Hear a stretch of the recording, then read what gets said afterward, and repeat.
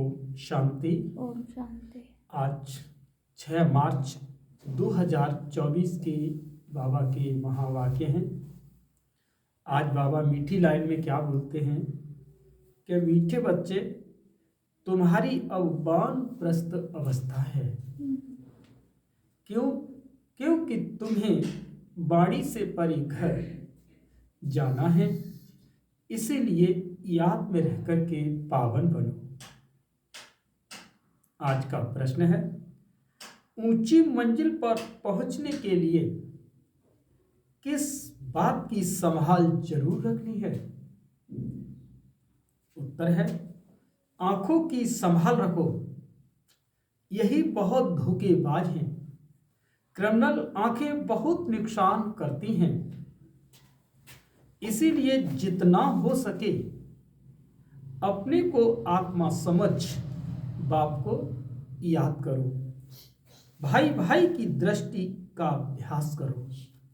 सवेरे सवेरे उठ एकांत में बैठ अपने आप से बातें करो। भगवान का हुक्म है। बच्चे, काम महाशत्रु है, खबरदार रहो। गीता में भी कहा है कि काम महाशत्रु है, जो बुद्धि का विनाश कर देता है, जो क्रोध को उत्पन्न करता है, और क्रोध से विवेक क्षीण हो जाता है, और विवेक क्षीण हो जाता है, वहां पर आत्मा का पतन हो जाता है। अगर समाज के अंदर अगर ये बात अगर कही जाए कि गीता के अंदर भी है कि अब जीवन में एक पवित्रता को धारण करो, क्योंकि काम महाशत्रु गीता के अंदर कहा गया है। तो अगर हम ब्रह्मा कुमारी इसके अगर सवाल करते हैं, समाज में संदेश देते हैं, तो विरोध करते हैं, जबकि गीता के अंतर्गत वही बात लिखी हुई है। तो बस मात्र वो चरण वंदन करके वो अपने को धन्य समझते हैं, लेकिन जो कहा गया है वो धारणा स्वरूप नहीं बनते, प्रेम स्वरूप नहीं बनते, तो फिर वो आनंद स्वरूप कैसे बन जाएंगे? तो मन शांत भी नहीं रहेगा, चित्त को चैन नहीं मिलेगा, मन की स्थिरता नहीं होगी, तो जीवन जैसा था वैसा ही चला जाएगा। ओम शांति। मीठे मीठे रूहानी बच्चे यह तो समझ गए हैं, क्योंकि यहां समझने वाले ही आ सकते हैं। यहां कोई मनुष्य नहीं पढ़ाते, यहां तो भगवान पढ़ाते हैं। भगवान की भी पहचान चाहिए। नाम कितना बड़ा है भगवान, और फिर कहते हैं नाम रूप से न्यारा। अरे भगवान कह करके भी तो अक्षर शब्द आ गया और उसको नाम रूप कह दिया। भगवान शब्द अक्षर में भी तो रूप बन गया, तो वो जो स्वयं परमात्मा है उसका रूप नहीं होगा? अरे यही तो समझाते समझाते कितना समय बीत गया, 88 वर्ष बीत गए। अब भी जैसे कि प्रैक्टिकल में न्यारा इतनी छोटी बिंदी है। कहते भी हैं कि आत्मा स्टार है, जैसे वो सितारे छोटे तो नहीं है, ये आत्मा स्टार तो सच सच छोटी है। बाप भी बिंदी है। बाप तो सदा पवित्र है। उनकी महिमा भी है कि ज्ञान का सागर, शांति का सागर, आनंद का सागर, प्रेम का सागर, पवित्रता का सागर, आदि आदि। उसकी महिमा तो समुद्र को स्याही जंगल की कलम बनाने से भी नहीं लिखी जाएगी। इसमें मूझने की कोई बात नहीं। मुख्य बात है पावन बनने की। विकार पर ही झगड़ा होता है। पावन बनने के लिए पतित पावन को बुलाते हैं, तो जरूर पावन बनना पड़े ना। इसमें मूझना नहीं है। जो कुछ पास्ट हुआ, विघ्न आदि पड़े, नई बात नहीं है। अबलाओं पर अत्याचार होने हैं, और सत्संगों में ये बातें नहीं होती। कहाँ भी हंगामा नहीं होता। यहाँ हंगामा खास इस बात पर ही होता है। बाप पावन बनाने आते हैं तो कितना हंगामा होता है। बाप बैठ पढ़ाते हैं। बाप कहते हैं मैं आता ही वानप्रस्थ अवस्था में हूँ। वानप्रस्थ अवस्था का कायदा भी यहाँ से ही शुरू होता है। तो वानप्रस्थ अवस्था वाले जरूर वानप्रस्थ में ही रहेंगे। वाणी से परे जाने के लिए बाप का पूरा पूरा याद कर पवित्र बनना है। पवित्र बनने का तरीका तो एक ही है, वापस जाना है तो पवित्र जरूर बनना है। जाना तो सबको है, दो चार को तो नहीं जाना, सारी पतित दुनिया को बदली होना है। ये ड्रामा का किसी को पता नहीं है। सतयुग से कलयुग तक ये ड्रामा का चक्र है। बाप कहते हैं अपने को आत्मा समझ बाप को याद करना है तो पावन भी जरूर बनना है, तभी तुम शांति धाम और सुख धाम में जा सकेंगे। गायन भी है कि गति सदगति दाता एक ही है। सतयुग में बहुत थोड़े होते हैं और पवित्र होते हैं, कलयुग में है अनेक धर्म और अपवित्र हो पड़ते हैं। ये तो सहज बात है और बाप पहले से ही बता देते हैं। बाप तो जानते हैं कि हंगामा होना होगा जरूर, न जाने तो युक्तियां क्यों रचे कि चिट्ठी ले आओ कि हम आपको ज्ञान अमृत पीने जाना है। जानते हैं ये झगड़ा होने की भी ड्रामा में नूंद है। आश्चर्यवत अच्छी तरह पहचान कर ज्ञान देते हैं, औरों को भी ज्ञान देते, फिर भी अहो माया उन्हों को तो तुम अपनी तरफ खींच लेती हो। ये सब ड्रामा में नूंद है।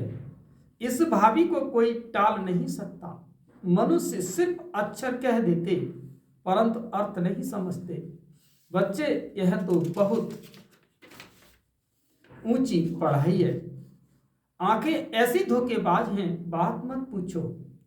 तमो प्रधान दुनिया है, कॉलेजों में भी बहुत खराब हो पड़ते हैं। विलायत की तो बात नहीं पूछो। सतयुग में ऐसी बातें नहीं होती। वो लोग कह देते कि सतयुग को लाखों वर्ष हो गए हैं। बाप कहते हैं कल तुमको राज्य भाग्य देकर गए थे, सब कुछ गवा दिया। लौकिक में भी बाप कहते हैं इतनी तुमको मिल्कियत दी, सब गवा दी। ऐसे भी बच्चे निकल पड़ते हैं जो धक से मिल्कियत को उड़ा देते हैं। बेहद का बाप भी कहते हैं मैं तुमको कितना धन देकर गया, तुमको कितना लायक विश्व का मालिक बनाया है। अब ड्रामा अनुसार तुम्हारा क्या हाल हो गया है। वही तुम मेरे बच्चे हो ना, कितने तुम धनवान थे। यह है बेहद की बात जो तुम समझाते हो। एक कहानी है, रोज कहता था शेर आया, परंतु शेर आता नहीं था। एक दिन सच सच शेर आ गया। वह भी कहते हो मौत आया कि आया, तो कहते हैं ये तो रोज कहते हैं कि विनाश तो होता नहीं। अब तुम जानते हो कि एक दिन विनाश होना जरूर है। उनकी फिर कहानी बना दी है। बेहद का बाप कहते हैं उन्हों का दोष नहीं है। कल्प पहले भी जो हुआ था वो 5000 वर्ष की बात है। बाबा ने तो बहुत बार बोला है, यह भी तुम लिखते रहो कि 5000 वर्ष पहले भी हूबहू ऐसे म्यूजियम खोला था। भारत में देवी देवता धर्म की स्थापना करने एकदम क्लियर लिखो तो आकर समझें। बाबा आया हुआ है। बाप का वर्षा तो है ही स्वर्ग की बादशाही। भारत स्वर्ग था, पहले पहले नई दुनिया में नया भारत था। हेवन तो हेल, ये बहुत बड़ा बेहद का ड्रामा है। इसमें सब पार्टधारी हैं।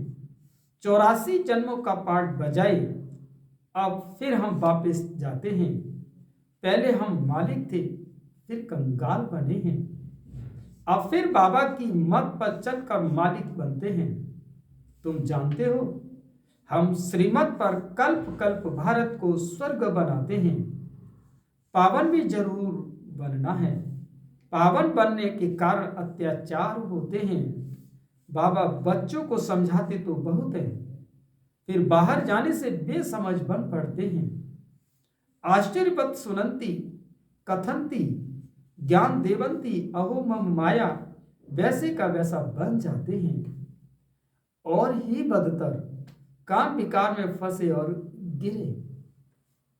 अरे स्थितियां ऐसी बन गई हैं, वही बाबा की रोज मुरली, वही बाबा की रोज मुरली। यही तो माया बन गई। रोज मुरली पर जरा भी अपने को अंदर परिवर्तन नहीं कर पाया, तो वही माया का रूप बन गया। शिव बाबा इस भारत को शिवालय बनाते हैं, तो बच्चों को भी पुरुषार्थ करना चाहिए। ये बेहद का बाबा बहुत मीठा बाबा है। अगर सबको पता पड़ जाए तो ढेर की ढेर आ जाए, पढ़ाई चल न सके। पढ़ाई में तो एकांत चाहिए। सुबह को कितनी शांति रहती है। हम अपने को आत्मा समझ भाव को याद करते हैं। याद के सिवाय विकर्म विनाश कैसे होंगे, यही फुरना लगा हुआ है। अब पतित कंगाल बन पड़े हैं, फिर पावन सरताज कैसे बने। बाप तो बिल्कुल सहज बात समझाते हैं। हंगामा तो होगा, डरने की कोई बात नहीं। बाप तो बिल्कुल साधारण है, ड्रेस आदि सब वही है, कुछ भी फर्क नहीं। सन्यासी तो फिर भी घर बार छोड़ गेरू कफनी पहन लेते हैं। इनकी तो वह पहरवाइश है, सिर्फ बाप ने प्रवेश किया और कोई फर्क नहीं। जैसे बाप बच्चों को प्यार से संभालते पालन पोषण करते हैं, वैसे यह भी करते हैं। कोई अहंकार की बात नहीं है, बिल्कुल साधारण चलते हैं। बाकी रहने के लिए मकान तो बनाना पड़े, वह भी साधारण। तुम भी बेहद का बाप, तुम्हें तो बेहद का बाप पढ़ाते हैं। बाप तो चुंबक है, कम है क्या। बच्चियां पवित्र बनती हैं तो बहुत सुख मिलता है। वह तो कह देते हैं कोई शक्ति है, परंतु शक्ति किसको कहा जाता है वह भी समझते नहीं। सर्वशक्तिवान बाप है, वो सबको ऐसा बनाते हैं, परंतु सब एक जैसे तो बन न सके। फिर भी तो टीचर्स भी एक जैसे हो जाएं, पद भी एक हो जाए। ये तो ड्रामा बना हुआ है। 84 जन्मों में तुमको वही 84 फीचर्स मिलते हैं, तो कल्प पहले मिले थे वही फीचर्स मिलते रहेंगे, इसमें फर्क नहीं हो सकता। कितनी समझने और धारण करने की बातें हैं। विनाश तो जरूर होना है, विश्व में शांति अभी तो हो नहीं सकती। आपस में लड़ते रहते हैं, मौत तो सिर पर खड़ा है। ड्रामा अनुसार एक आदि सनातन देवी देवता धर्म की स्थापना, बाकी धर्मों का विनाश होना है। एटॉमिक बॉम्ब्स भी बनाते रहते हैं, नेचुरल कैलेमिटी भी होगी, बड़े बड़े पत्थर गिरेंगे जो सब मकान आदि टूट पड़ेंगे। कितना भी मजबूत मकान बनावे, फाउंडेशन पक्का बनवावे, परंतु रहना तो कुछ भी नहीं है।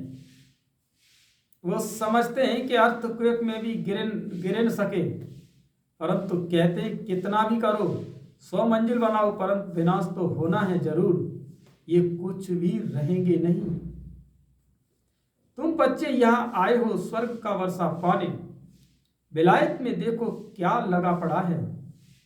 इसको रावण का पौंप कहा जाता है। माया कहती है हम भी कम नहीं। वहां तो तुम्हारे हीरे जवाहरातों के महल होते हैं, सोने की सब चीजें होगी। वहां तो दूसरा तीसरा माड़ा मंजिल बनाने की जरूरत नहीं, जमीन पर ही खर्चा नहीं लगता, सब कुछ मौजूद रहता है। तो बच्चों को बहुत पुरुषार्थ करना चाहिए, सबको पैगाम देना है। अच्छे अच्छे पंडे बन बच्चे आते हैं रिफ्रेश होने के लिए, यह भी ड्रामा में डूब है। फिर भी आएंगे, इतने सब आए हैं, पता नहीं कि इन सबको फिर देखूंगा व नहीं, ये सब ठहर सकेंगे व नहीं।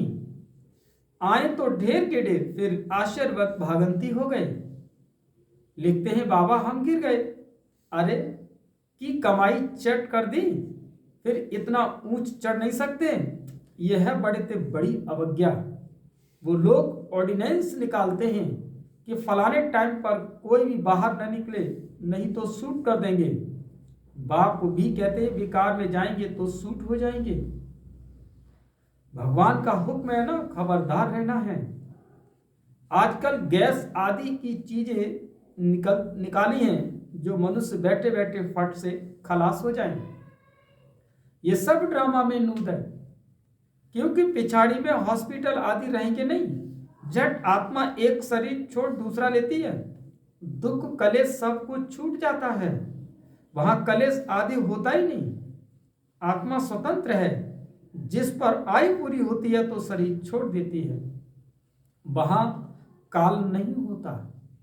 रावण ही नहीं तो फिर काल फिर कहां से आएगा। यह रावण के दूत हैं, भगवान के नहीं। भगवान के बच्चे तो बहुत प्यारे हैं। बाप कहते हैं बच्चों को दुख सहन कर न सके। ड्रामा अनुसार कल्प का 3 हिस्सा तुम सुख पाते हो। बाप जो इतना सुख देते हैं तो उनकी श्रीमत पर चलना चाहिए। ये अंतिम जन्म है। बाप कहते हैं ग्रस्त व्यवहार में रह अंतिम जन्म में पवित्र बनना है। बाप की याद से ही विकर्म विनाश होंगे। जन्म जन्मांतर के पाप सिर पर हैं। तमो प्रधान से सतो प्रधान जरूर बनना है। बाप है सर्वशक्तिवान ऑथोरिटी। जो भी शास्त्र आदि पढ़ते हैं उनको ऑथोरिटी कहते हैं। अब बाप कहते हैं सबकी ऑथोरिटी मैं हूं। ये मैं इन ब्रह्मा द्वारा सब शास्त्रों का साथ आकर के सुनाता हूं। अपने को आत्मा समझ मुझे याद करो तो पाप विनाश होंगे। बाकी पानी में स्नान करने से पावन कैसे होंगे। कहां चुल्लू पानी थोड़ा सा पानी होगा तो उनको भी तीर्थ समझ झट स्नान करेंगे। इसको कहा जाता है तमो प्रधान निश्चय। यह तुम्हारा है सतो प्रधान निश्चय। बाप समझाते इसमें डरने की बात नहीं है। अच्छा, मीठे मीठे सिकील दे बच्चों प्रत माता पिता बाप दादा का याद प्यार और गुड मॉर्निंग। रूहानी बाप की रूहानी बच्चों को नमस्ते। हम सभी रूहानी बच्चों की रूहानी माता पिता बाप दादा को याद प्यार गुड मॉर्निंग, नमस्ते नमस्ते नमस्ते। शुक्रिया बाबा, शुक्रिया। आप सुनते हैं धारणा के लिए मुख्य सार। पहला पॉइंट, भगवान ने जो पवित्र बनाने का हुक्म दिया उसकी कभी भी अवज्ञा नहीं करनी है। बहुत बहुत खबरदार रहना है। बाप दादा दोनों की पालना का रिटर्न देकर पवित्र बनाकर दिखाना है। बाप दादा दोनों की पालना का रिटर्न पवित्र बनकर दिखाना है। दूसरा पॉइंट, ड्रामा की भाभी अटल बनी हुई है, उसे जानकर सदा निश्चिंत रहना है। विनाश के पहले सबको बाप का पैगाम पहुंचाना है।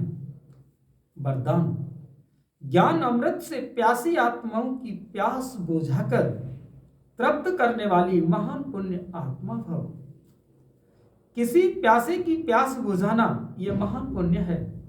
जैसे पानी न मिले तो प्यास से तड़पते हैं, ऐसे ज्ञान अमृत न मिलने से आत्माएं दुख अशांति में तड़प रही हैं। तो उनको ज्ञान अमृत देकर प्यास बुझाने वाले बनो। जैसे भोजन खाने के लिए फुर्सत निकालते हो क्योंकि आवश्यक है, ऐसे यह है पुण्य का कार्य करना भी आवश्यक है। इसीलिए ये चांस लेना है, समय निकालना है, तब कहेंगे महान पुण्य आत्मा। आज का स्लोगन है, बीती को बिंदी लगाकर हिम्मत से आगे बढ़ो तो बाप की मदद मिलती रहेगी। अच्छा, ये थे आज के बाबा के मधुर महावाक्य। ओम शांति।